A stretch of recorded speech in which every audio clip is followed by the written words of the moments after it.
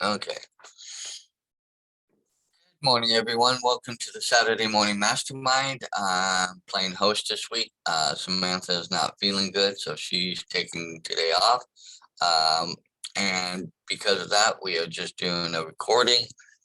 So hopefully you'll be able to see this in the next couple of days after we're done.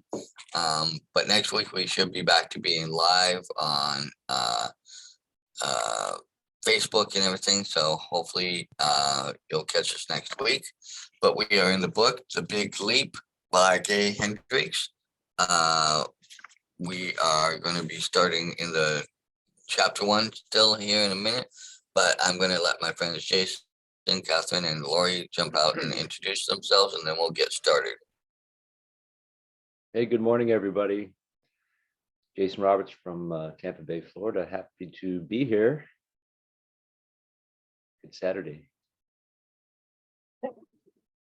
Good morning, this is Lori Evans in Denver.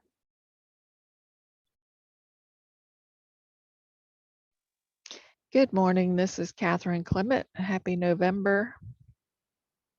Hope everyone's going to enjoy the full eclipse, the blood moon coming up on the 8th, I believe.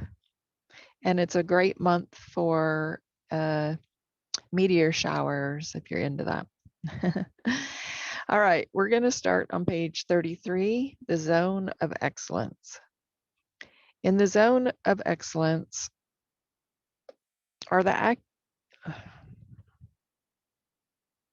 Can you hear the car? I'm going to turn the car off. Hold on. All right. No, we don't hear the car, but if you want to turn it off, go ahead. Okay, that's good to know in case I need the heat because it's chilly. In the zone of excellence are the activities you do extremely well. You make a good living in your zone of excellence. For successful people, this zone is a seductive and even dangerous trap. To remain in this zone is to hobble yourself from taking the leap into your zone of genius. The temptation is strong to remain in the zone of excellence. It's where your own addiction to comfort wants you to stay. It's also where your family, friends, and organization want you to stay. You're reliable there, and you provide a steady supply of all the things that family, friends, and organizations thrive on. The problem is that a deep, sacred part of you will wither and die if you stay inside your zone of excellence. There's only one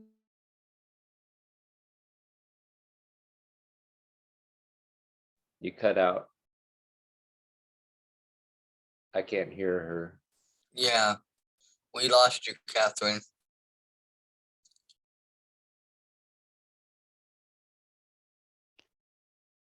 Can you hear me now? Yes. Okay. All right. Where did I cut out? Almost at the beginning, at the zone of excellence. Really? Okay, that's not going to work. I'll start again. Wait. Like 2 sentences in or something like No, you were at you're reliable there, and you provide a steady supply of all things that family, friends, and organizations thrive on. That's the last part I remember hearing. Okay. The problem is that a deep, sacred part of you will wither and die if you stay inside your zone of excellence. There's only one place where you will ultimately thrive and feel satisfied, and that is your zone of genius. Liberating and expressing your natural genius is your ultimate path to success and life satisfaction. Your zone of genius is the set of activities you are uniquely suited to do. They draw upon your special gifts and strengths. Your zone of genius beckons you with increasingly strong calls as you go through your life. The call to genius is the name I've given to these inner promptings. By age 40, many of us have tuned out the call of genius and are getting loud, repeated alarms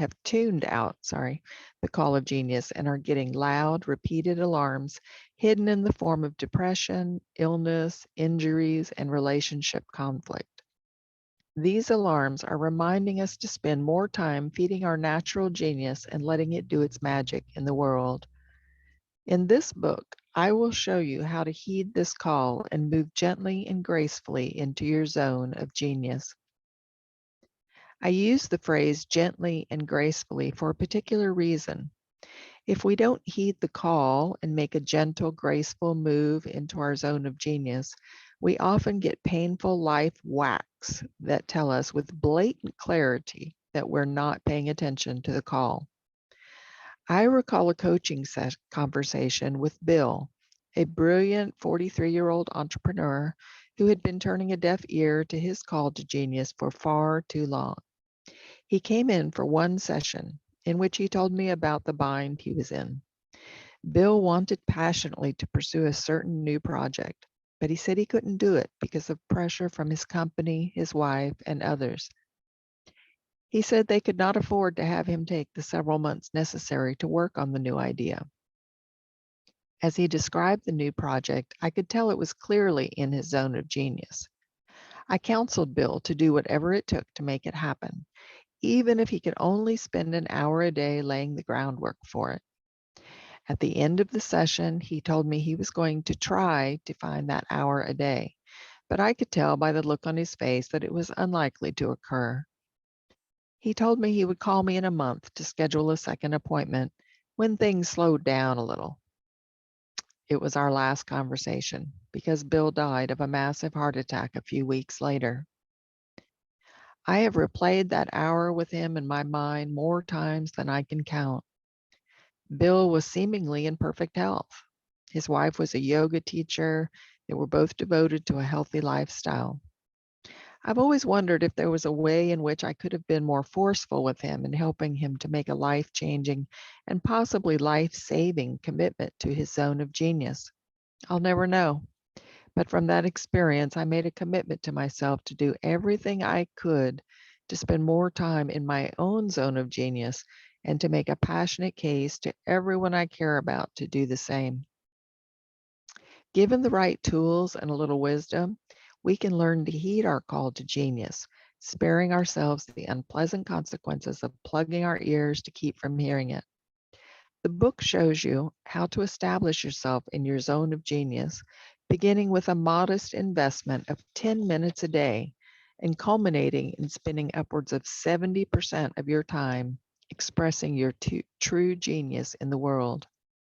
I hit the 70% mark in the mid-90s and rebirthed myself at midlife into a previously unimaginable degree of success in love, financial abundance, and creativity. That's what I want for you. It's what you want for you. If that's what you want for you, you will find precise tools here for identifying your natural genius and expressing it in the world. Yeah, let's go ahead and stop there for now because then we'll be jumping into chapter 2, and I think there's right now enough to talk about in here. So anybody have any thoughts or anything jump out at them right now?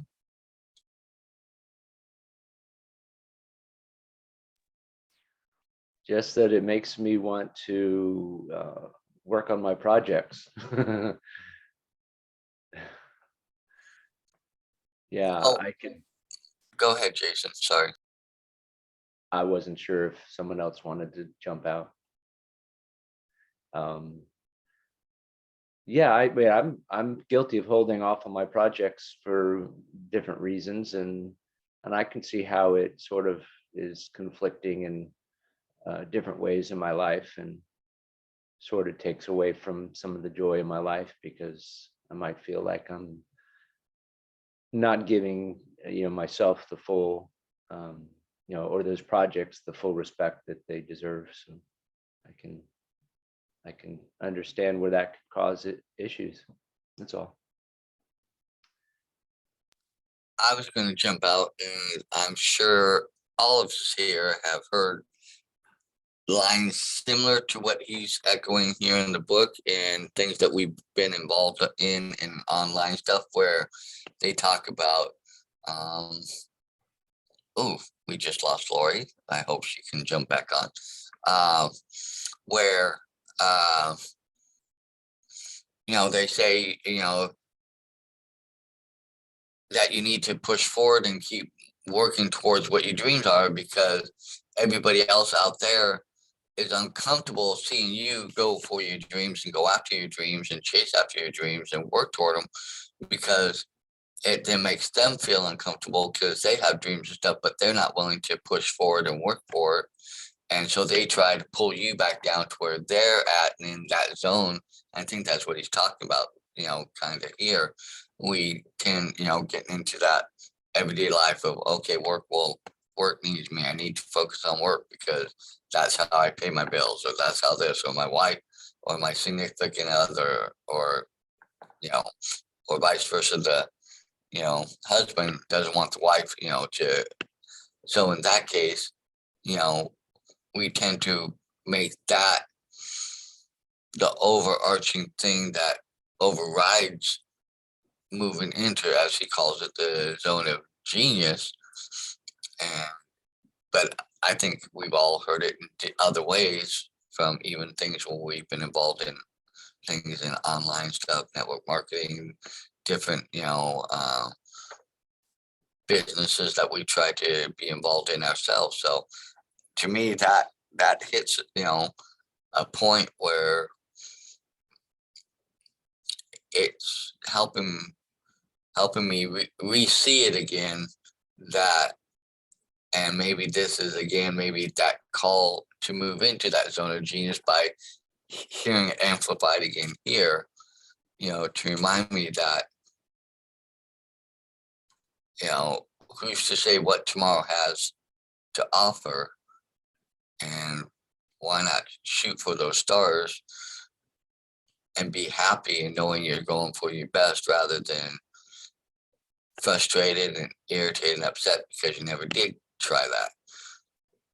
But on the other hand, I also think that, when he was talking about that, the guy kind of was ignoring it. And I think in a way we do ignore that call to the zone of genius. And you hear about it all the time, people that are healthy and the most healthy people in the world all of a sudden die suddenly. I think there are other aspects to that maybe does not necessarily mean we missed our call or to genius or whatever, and that's the reason why we died. I think that it can be one area and one aspect involved in all of us, but I don't think, or at least the way it's presented here, that's how I took it, that he was saying, oh, well, he missed that call to genius. So then a couple of weeks later, he died of a heart attack. I think there were other mitigating factors. I think it was the stress of the world, other things, other aspects that played into it. And I don't think it was so to me, that's just the one part that I took a little issue with that, how he phrased it there. And I may have just heard it differently, but now throw it back out to what anybody else thinks, what they have to say.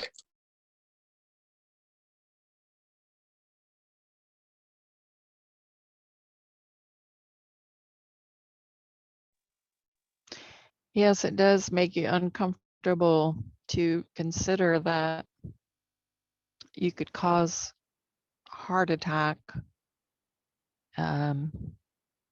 just by not, quote, doing something you were supposed to do, or it goes way, way deeper. And there is something to be said for that. I mean, God has, or the universe, whoever, has definitely slapped me around on multiple occasions. And, I can see each time where it's always led me towards a certain direction, or, incapacitated me to the point where I had to stop and really focus on the most important things or whatnot. And, but it's really curious. Samantha mentioned it last week, briefly, this other book that she and I are reading, that there's a case in there where, or a story in there where this guy's brother, he used to like beat up on his brother when he's a little kid, torture him. And then he developed this disease, this condition where nobody could really be around him much or anything. And now as an adult, even though they understand the underpinnings of it, every time he goes to visit his brother, he winds up in the hospital either, and it's major stuff like having to have open heart surgery, or, like Samantha shared, all of his wheels flying off at 60 miles an hour. He was actually in traction for 6 months after that. All the other people in the bar, their wheels got undone too, but none of them were hurt. But for some reason, he was, had this. And so that makes me look at my life and all the accidents that I've had. And I think back to, what was going on during that time? What was I denying myself, or what wasn't I doing, or what was I doing, and trying to figure all that out. I do believe that our body responds to especially our thoughts and emotions, and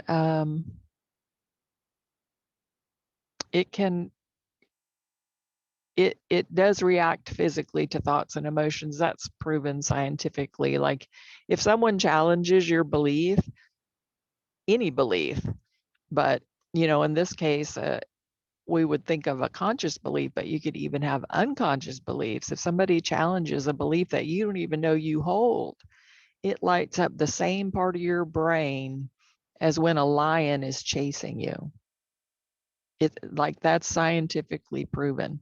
When somebody challenges a belief, whether you know you have it or not, it lights up the same part as if a lion were chasing you.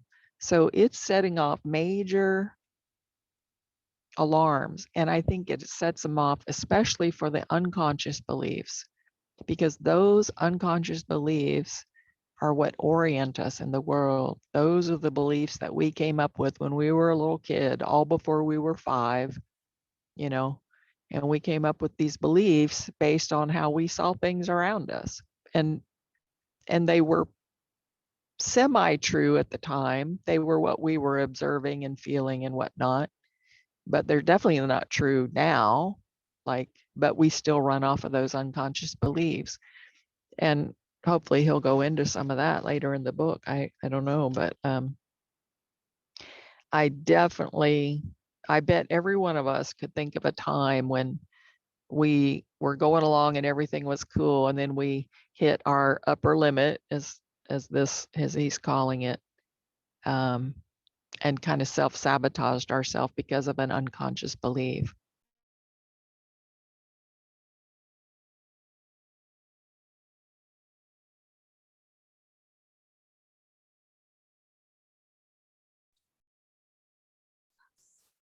I do think for me, myself, in looking back, I do believe there have been moments in my life where things have happened that I was wanting to work towards something or planning on moving towards something. And it does seem like something happened that haphazardly happened that pulled me out of that. And that is something I'm kind of revisiting right now,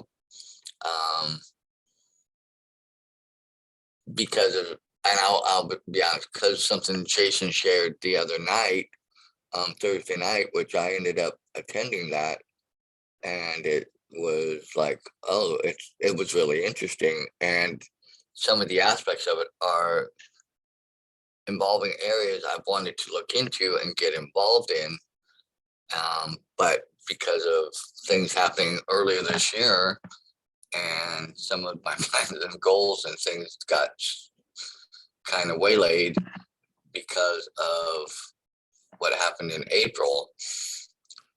And it's still affecting me now because I'm still not back to where I want to be financially. But all of a sudden it popped up out of the blue. I mean, I can, I can't say, maybe there is some, God given it destiny in there somewhere, or another chance or something, to see if and my intent is to try and keep moving forward on this. But, once again, we'll see how I react to it, and if I follow through on what I would like to do. So maybe this is my chance to, again, to see if I can make that leap into that zone of genius. You touched on quite a few things there, Catherine, and let me just start with the being chased by a lion part. That's really interesting. With it being sort of like I equate that to the fight or flight kind of response, and that, and it's just so interesting that, like what you said, and I totally get that, where maybe on a slightly less intense level, but still having a core belief or a something that you really desire be challenged, and then have that just a knee-jerk reaction of that feeling come over you.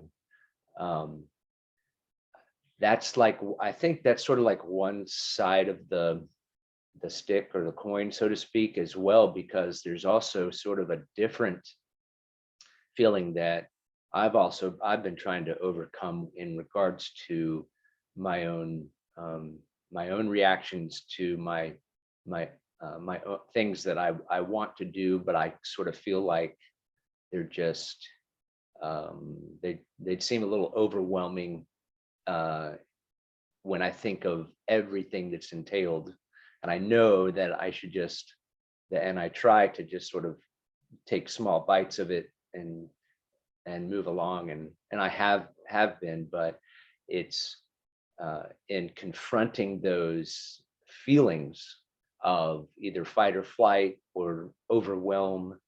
I feel like those are two totally separate things and separate causes, but very much the same sort of situation where you sort of have to immerse yourself in it or be affected by it enough to where you get to practice how you're going to react. Am I going to run away? Am I going to want to fight? Or am I going to calmly approach it in a different manner? But I feel like if I don't have enough opportunities to where I put myself into those positions where I have to actually react, then I can't practice that. So at least for the part where I'm trying to do a project where it takes me out of the comfort zone and maybe into that genius zone. I don't know. I don't know how you determine where what my genius zone and those skills are exactly. That's another little discussion, but at least trying to work through the feelings of when I think of a particular project I'm working on, and it kind of brings not a feeling of dread, but a feeling of a little bit of overwhelm, and a feeling of like, well, I haven't been able to do it yet, and it's kind of like a little bit of a instant anxiousness, or kind of a thing, and but it's a kind of a knee-jerk feeling, and I've been working to try to work through that, and so that's one of these things where I'm hoping what's in the book will kind of help me work through that. Very interesting stuff.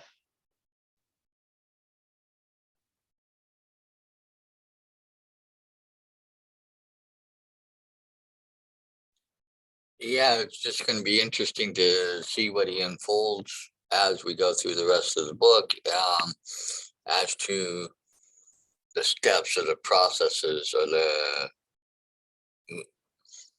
meanings or ways or whatever, how to move into that, as well as the mindset hopefully behind it to get a better understanding and grasp of it, so we can hopefully learn and define the difference of when we're in that what was it, zone of what,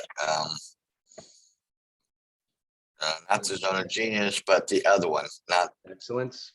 yeah, the zone of excellence, compared to the zone of genius, because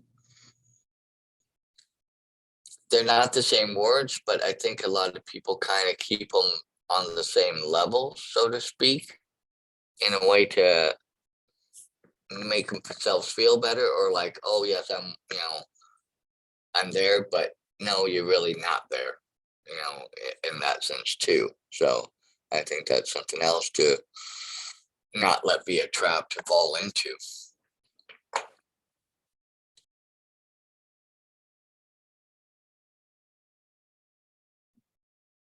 It's very difficult, I think, sometimes to even recognize your own zone of genius or any of that. And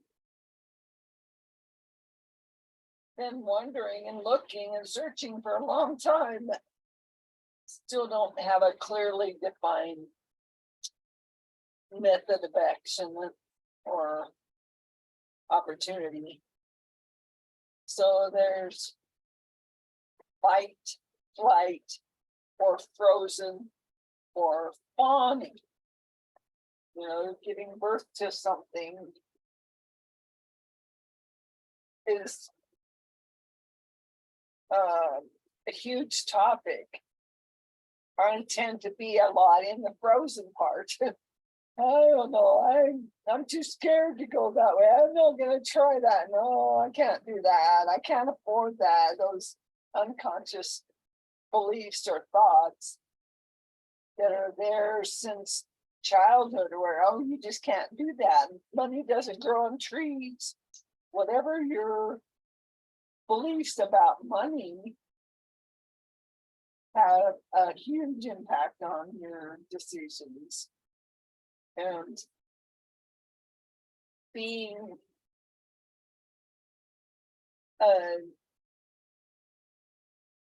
not, I don't want to say it like just a housewife, but being a housewife and a mom or whatever doesn't allow that much for the financial part of it.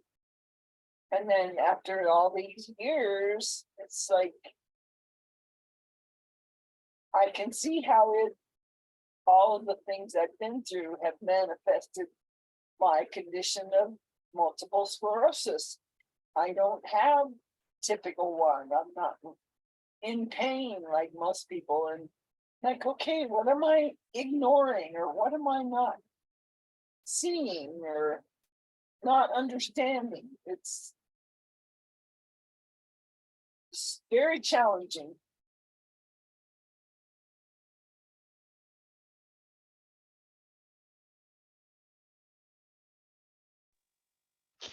Well, and a lot of us spend our entire lives just trying to survive, trying to fix ourselves because we think we're broken, and this is, we never step into our genius of what we're actually fully capable of.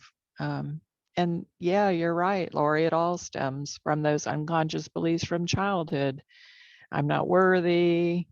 Mine is I'm invisible. And like that plays out. Even dryers in the bathroom don't see me. Like I walk into a room and people are like jump out of their skin because they just say I suddenly appear in the room. So, we all have these things, and it's not like they're going anywhere. They can't go anywhere, because if they went anywhere, it would break our psyche. because that's what our foundation is built on. These are things that we decided long ago about the world, and that's how we built our foundation. And you can't just walk up to a house and knock the foundation out from under it. You know, it's not going to stand. That's how people really lose touch with reality in a huge way, is by breaking their psyche like that. But that doesn't mean that we can't recognize them. And then when we're, you know, one of the things, this conflict resolution that I've been learning, that's really good work, because it shows you how almost, you know, you might have 2 or 3 different ways, but you primarily respond to things in the same way.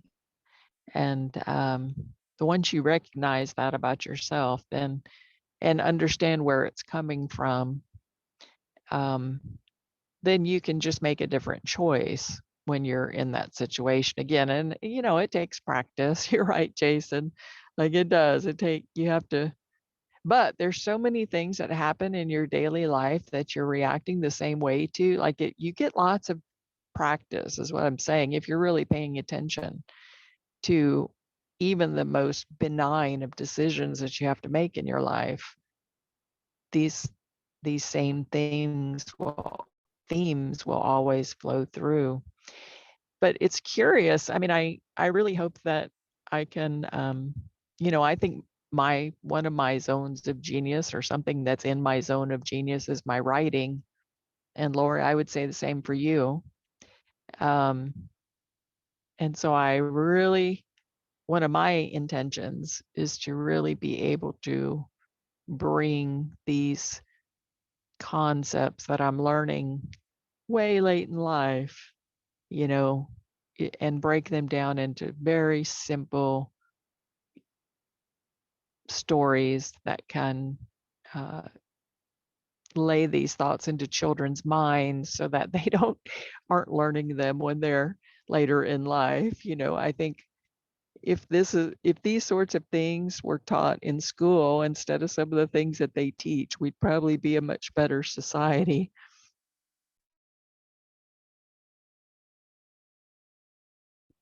Most definitely. I mean, some kids don't even know where their vegetables come from. They don't know how to plant them and nurture them and raise them.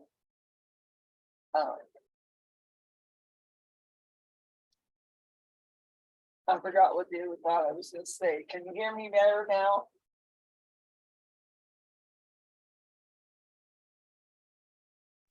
Yes. Yeah.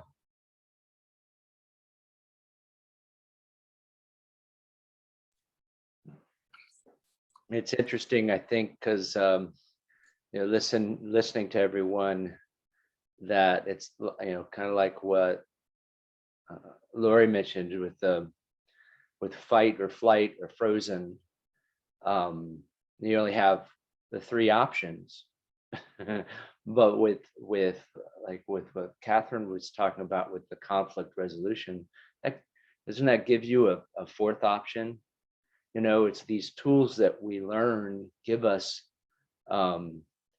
if not the strength, but the understanding and the ability to have a 4th option to deal with these things, and to maybe to sit in the you know, in the moment, and actually address it in a different way, you know, to where when a conflict comes up, we have a different way of dealing with it. We might have the confidence to put ourselves into those positions more often, or take on projects that we avoid because they might put us into those positions that we're uncomfortable being in, but no longer uncomfortable because we have the tools to handle it when it comes about. And therefore we won't just want to fight or flee or feel like we'll be stuck, we'll have some way of working through it. And I find that very empowering. So, so yeah, thanks for the discussion. This has been great. Appreciate you. Or the fourth option is another F. It's called fawning, like a baby deer being born. So I got the idea. Someone thought I said fawning. Yeah, it is fawning. So being born into your creative genius. And I agree with you, Catherine. I know it constantly is in the back of my head. I should write that book. I've got 2 or 3 or 4 started. I just gotta follow through.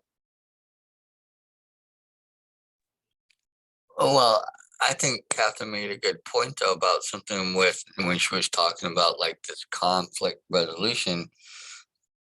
But but going back to also what you were saying, it's kind of like a fourth option, and it's the option of realizing that, you know, we can take a little better control in those moments and not just knee jerk or go on autopilot and respond. And by understanding ourselves a little bit better and understanding, okay, this is what makes me want to in past, this is what has made me want to respond this way. How can I respond here and now to give myself a better chance of reaching my goal and getting to where I want to get, rather than letting it stop me dead in my tracks here and me not going forward. In fact, me retracting from it. And I kind of, what I put in the chat was, fight or flight, frozen, and I put thawing, and my thought was, you can be fight or flight, frozen, but even in that frozen state, you've got to come out of that frozen state at some point. So you're kind of thawing back out, but in the thawing out, that might be what, in that moment where you're freezing and you're stopping, you're thawing out and working at all the options of how best to move forward, so that way you can go back to that more liquid, pliable state of being able to move around, like water, moving around the obstacle that's constantly in its way, or whatever our constant thing that trips us up. We learn how to get around it and not let it freeze us or stop us. And so that's how I was going at it and thinking about it. But it also can be, like you were saying, finding that new birth into that zone of genius, maybe. And that might be, how we can, with the steps and hopefully what he teaches in the book as we move on, maybe those are, the aspects of how to recognize those things. Yeah, recognizing those moments, I think can be kind of one of the things, at least for me, is because those moments can come and go so quickly, and the opportunity to react differently is there and gone so quickly a lot of times. For me, sometimes I'm, if it happens, I'm sort of, I guess you can consider it a flight type of a thing, but I might be a little bit flippant about it, like, oh, no big deal, or no, not a problem, instead of recognizing it for what it is and addressing it in a more productive way. And sometimes I just learned that, that, well, not just learned, but what I have learned is that we can, in those moments, if we recognize them, at least we can give ourselves a little bit more time to address things I guess one of the things I was kind of learned somehow growing up is that, people want you to speak fast, or they want you to give a quick answer. Um, but I've noticed is that a lot of people that are considered highly educated or considered um, knowledgeable in their subject, they don't speak quickly. They don't they don't try to race to give you an answer a lot of times. In fact, they may draw out their sentences and pause um, so long that it may be uncomfortable for some. And so I find that very interesting that, we are able to give ourselves enough time to react if we're able to recognize it and the moments, and then if we have a tool to work through it, like a conflict resolution tool or something like that, um, then we can give ourselves a moment um, to choose the right reaction, I think. And I find that very empowering as well. So.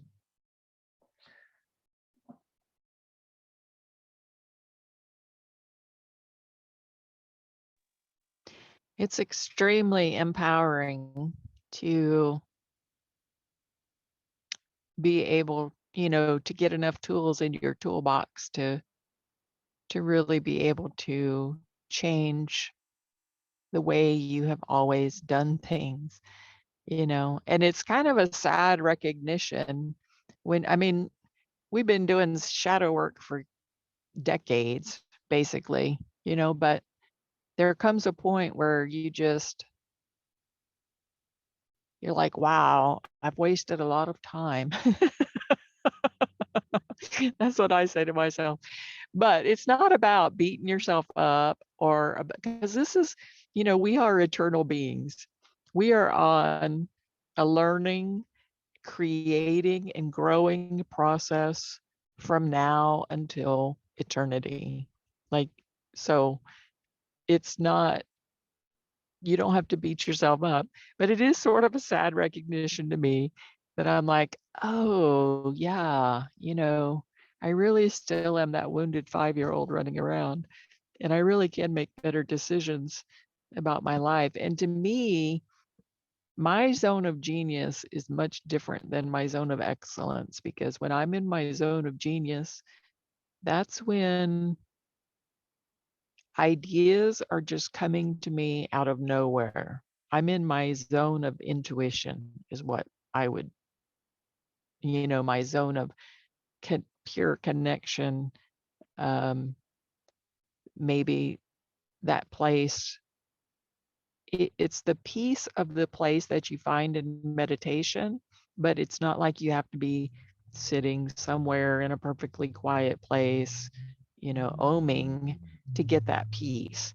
You may have to do those things to find that peace, but once you find it, you can recall it at any time, just like you can recall the taste of a lemon right now. If I just say the word, you can taste that in your mouth. So you can recall all these things in just a split second. And it's when you're in that space, and it is space, it's not crowded by thoughts or emotions, and things are just flowing to me from, whether I'm doing my art or whether I'm doing my writing, but you could, for some people it would be when they're speaking. And I do go into that when I'm doing like public speaking or something. I do go into that. It's kind of like a channeling mode, for lack of a better term. And what I'm saying is just flowing to me. It's not like I've rehearsed a speech or something, because I don't have the memory to do that. But but that's when you're in your zone. And that's when those ideas just come out of nowhere and slam into your brain.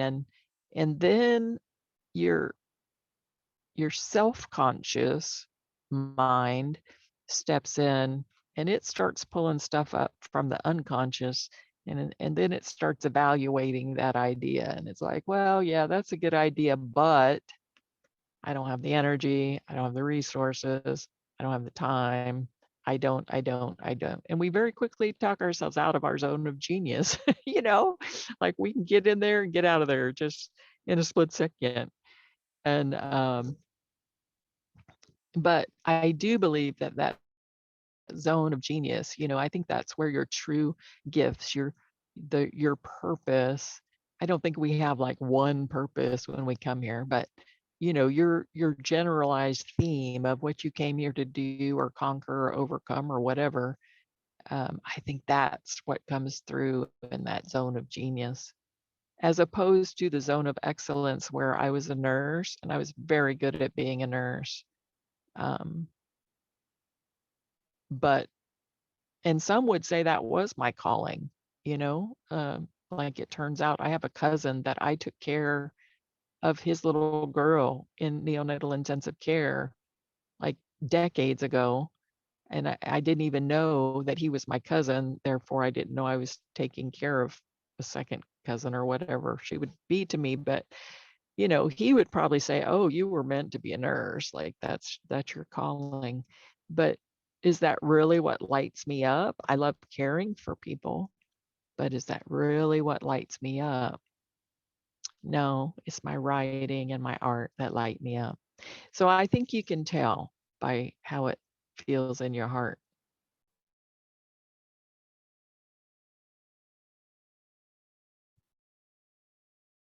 Yeah, thanks for ruining my coffee with that lemon taste. Just kidding. No, I'm sorry. For me, the thought of a lemon and that my sister used to love to eat those and watching her just and so anytime somebody talks about lemon, my mouth just that. So, um, but jumping a little, I I agree with you and I don't agree with you. It's weird because I agree that we know that when we are in the zone of genius that, or I think a lot of people, I think us here, we might understand it a little differently and we may grasp it and I'm learning to realize when I'm maybe in my zone of genius. But I think a lot of people, when they get those just great ideas or whatever and something, and they are in that zone, but I don't think they fully understand where they're at. And so then again, you know, because we all have those thoughts come in from what we've learned and what we picked up over the course of our lives and what we fall back on uh, into our comfort zone. But I don't think that, me personally, I don't think everybody fully understands it. And I think that's why they pull back. I think I'm learning to understand it better and maybe now recognize it better. But I think had you told me about this 10 or 15 years ago, 20 years ago, I might have had a different reaction, or I might have gone and played it off and said, oh yeah, right, whatever, you know, that type of mentality. Even though I've had those moments back then where I had great ideas or something just out of the blue hit me or something, and I thought, oh, that would be such a good thing to do, but I didn't understand where I was operating. So I think sometimes it's we're capable of doing it whenever we're get into that zone and something like that. And I do agree that we sometimes don't realize that we're in it already until we're already in it and out of it. But I think, you know, if I'm looking back over my life in the past, there have been times where I'm now looking back, I'm sure I was in it, but back then I didn't realize I was in that zone of genius. And so therefore, even that thought, even though I thought, oh wow, that was such a cool idea, or it would be such a great thing, but I didn't stay there. And yes, I immediately went back to my zone of excellence and my comfort zone and all that, where I didn't really give it another thought or revisit it. So that's where I'm at. But I could be wrong, and maybe it's just part of me being who I am and where I'm at, how I'm looking at things too.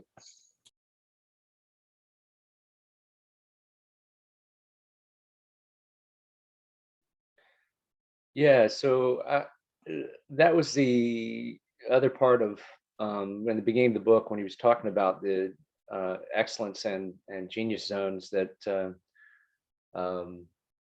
it was interesting that he kind of, I guess the chapter is called the zone of excellence, but then it goes right into about the zone of genius. And I think in determining the zone, the difference between the two, he was saying that the zone of excellence is where everybody would like you to stay. It's where you do really great and you can earn a great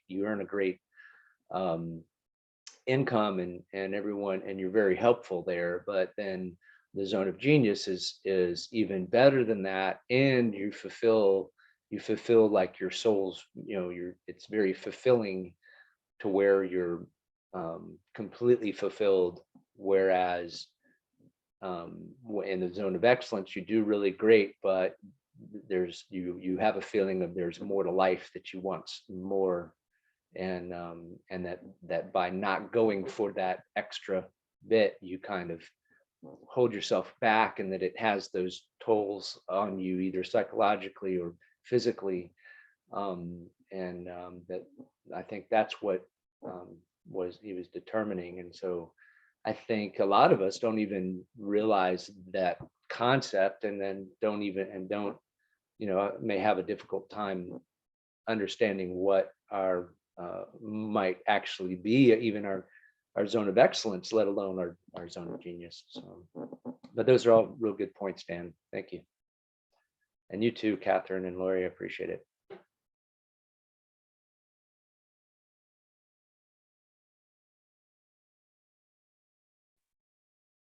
It's always great to hear from you, Jason. You're so articulate.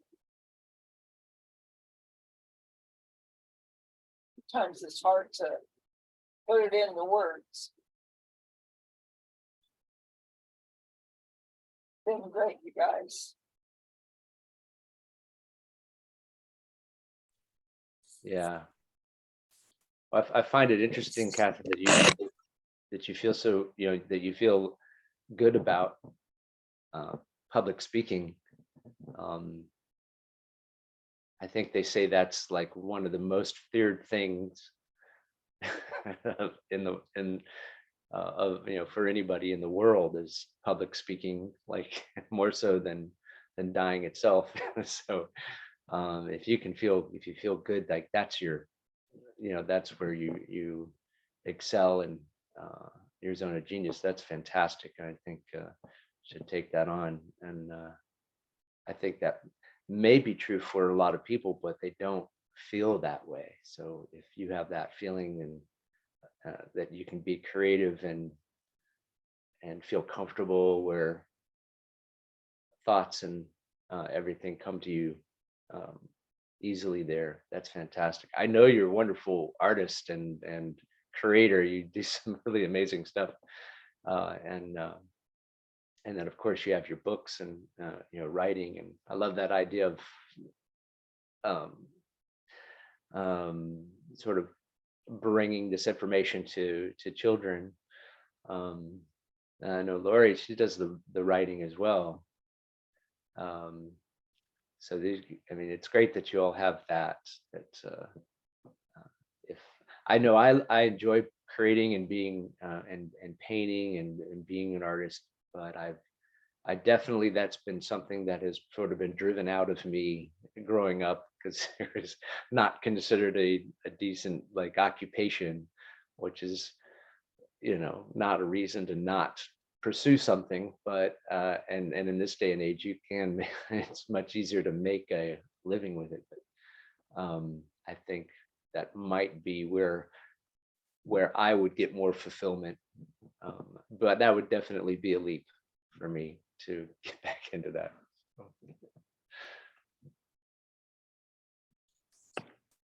Yeah, I have to make a comment too about Catherine when she was talking about, the public speaking. I actually have a very, and to me at the time, it was humiliating. And so I ran in my high school in 9th grade, we had student council, of course. And I ran for this one position called class activities chairman. I had friends that were involved in it, and I thought, well, it would also look good on my college stuff and things like that. So I ran, had to give a speech in front of the 9th grade class in our cafeteria, because it was big enough to hold the students for that. But they did not give us a podium. So I had my speech in my hand. I'm reading my speech and giving my speech. And the whole time my hands are shaking and I'm reading it. And I'm sure my voice was cracking and stuff like that. Nonetheless, say I did not get elected. But I honestly say I got up there. I did it through the fear of doing it, even though I was not wanting to get up to it, and I did not like the idea of, but I've learned over the years, because I've had to get up and teach classes when I was working for H&R Block. I've done other presentations and stuff, and learning, and there have been other times where other people would be like, oh no, I can't, and I'm like, okay, well, somebody's got to get up.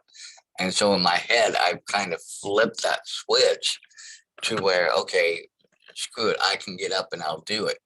Now, depending on how big it gets, then it might get a little more challenging. But I know in a decent sized group, and maybe like a group like the size of my freshman class and stuff, I could probably do it and not be really bothered by it, because I've learned to overcome that part of it, because it just had to be done. In some of the positions, some of the things I've done, I had to get out there and speak, and I had to either say, okay, I'm going to sink or swim, and I was not going to sink again. Once. So there are times where you can do it. It's just a hard switch sometimes to flip.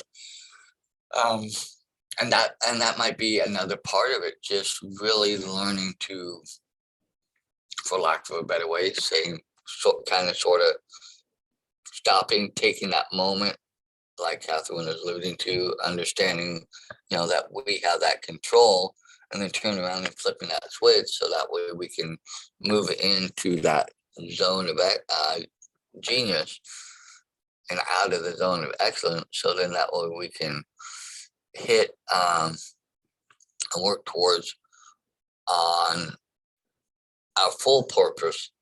And I think I agree, over my lifetime I've learned that I don't think there was one overarching, or there might be an overarching general purpose to my life, but I think there have been along the way smaller purposes that encompass that. So now it's just getting back in and understanding that and flipping that switch, and hopefully trying to stay there as much as I can to achieve that.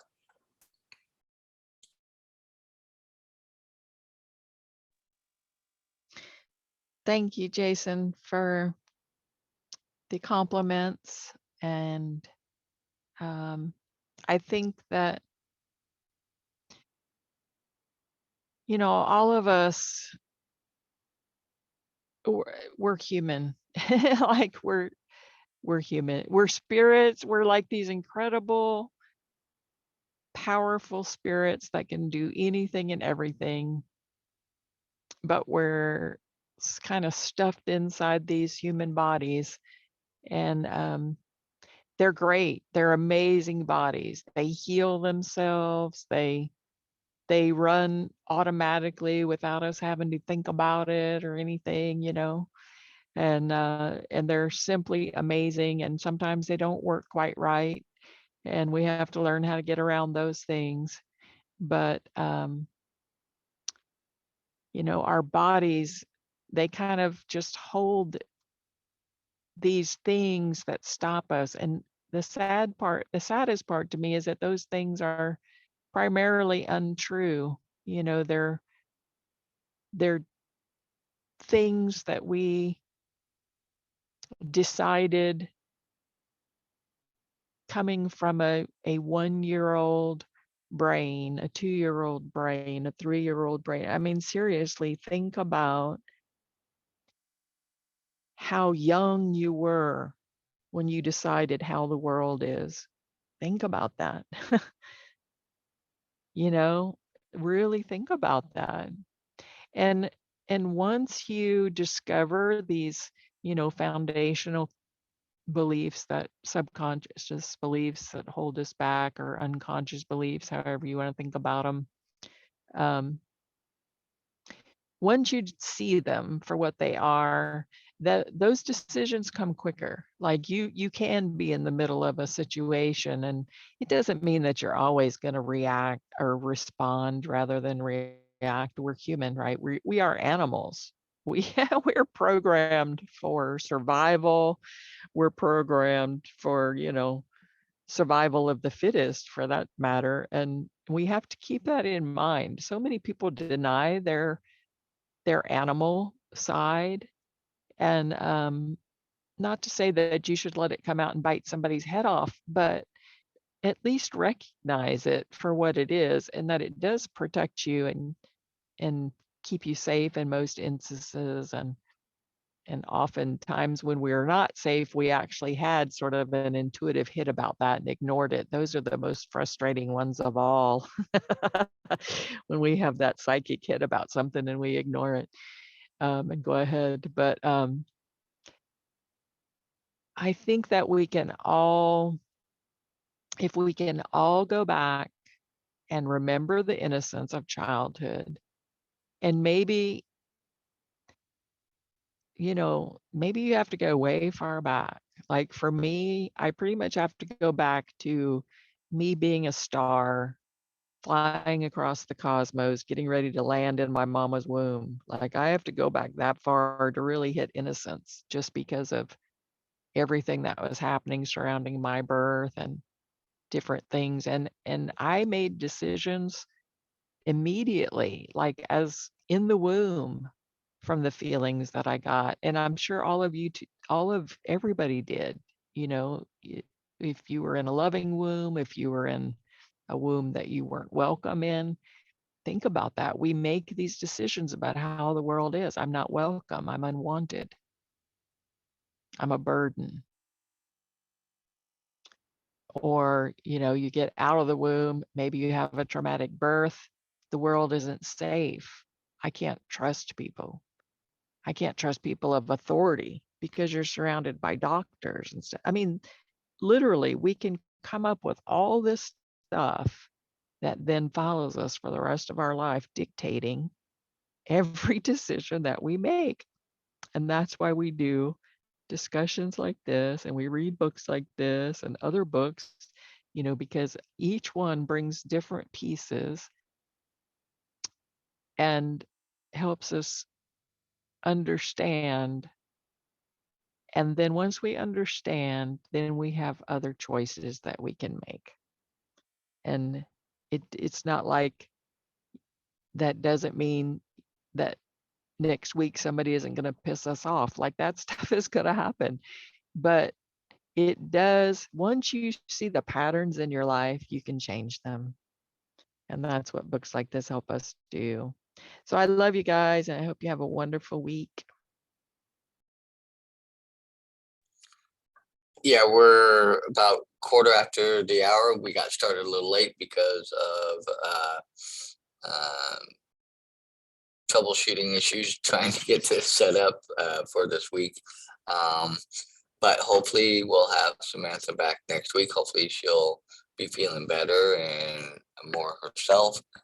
So I'm sending love and prayers her direction. I love you guys. So if any if anybody else has any last thoughts or anything, go ahead and jump out. And then I'll go ahead and close off and we'll call it a day. Thank you. Have a great day, everybody.